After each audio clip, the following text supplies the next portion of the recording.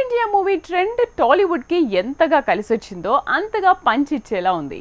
ఇక్కడ హీరో తప్ప మిగతా బ్యాచ్ అంతా పొరుగింటి వాళ్ళే. జాన్వీ నుంచి దీపికా వరకు హీరోయిన్లు, సైఫ్ నుంచి బాబీ డియోల్ వరకు విలన్లు అంతా వాళ్లే కనిపించేలా ఉన్నారు. ఇందుకే పాన్ ఇండియా ఫార్ములాతో సక్సెస్ వచ్చినట్టే సైడ్ ఎఫెక్ట్స్ కూడా వస్తున్నాయా?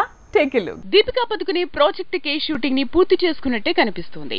మరోసారి అజయ్ దేవ్గన్ టాలీవుడ్ బాట పట్టేలా ఉన్నాడని తెలుస్తోంది. ఇక సైఫ్ అలీ ఖాన్ ప్రెజెంట్ ఎన్టీఆర్ మూవీలో విలన్ గా బిజీ అయ్యాడని సమాచారం. టాలీవుడ్ లో ఎటు చూసినా బాలీవుడ్ స్టార్లే.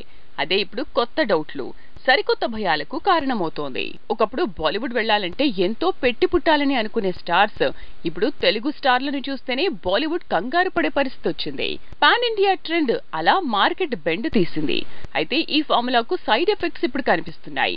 బాలీవుడ్ బ్యాచ్ అంతా టాలీవుడ్ లో నిండిపోవడానికి పాన్ ఇండియా ట్రెండే కారణమవుతోంది. RRR లో ఆలియా, అంతకుముందు సాహోతో శ్రద్ధ, ఇప్పుడు ఎన్టీఆర్ మూవీలో జాన్వీ కపూర్, ఇలా తెలుగు తెర మీద అంతా బాలీవుడ్ అందాలే కామన్ అయ్యేలా ఉన్నాయి. తెలుగులో ఒకప్పుడు వెలిగిన కృతి సనన్ కూడా ఇప్పుడు మళ్లీ ఆదిపురుష్ అంటూ ప్రభాస్ తో జోడీ కట్టింది.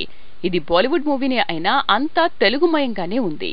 అంతవరకు ఓకే, కానీ తెలుగు సినిమా అంటే హీరోయిన్, విలన్ కంపల్సరీగా హిందీ వాళ్లే అయ్యుండాలనే మాటే వినిపిస్తోంది. ఆ నిర్ణయమే ఇక్కడ వాళ్ళని భయపెడుతోంది. పవన్ కళ్యాణ్ మూవీ హరిహర వీరమల్లులో నిధి అగర్వాల్ ని వదిలిస్తే మరో హీరోయిన్ గా హిందీ లేడీ నర్గిస్ ఫక్రీ కనిపించబోతోంది. ఇక విలన్ గా హిందీ స్టార్ బాబీ డియోల్ నటిస్తున్నాడు.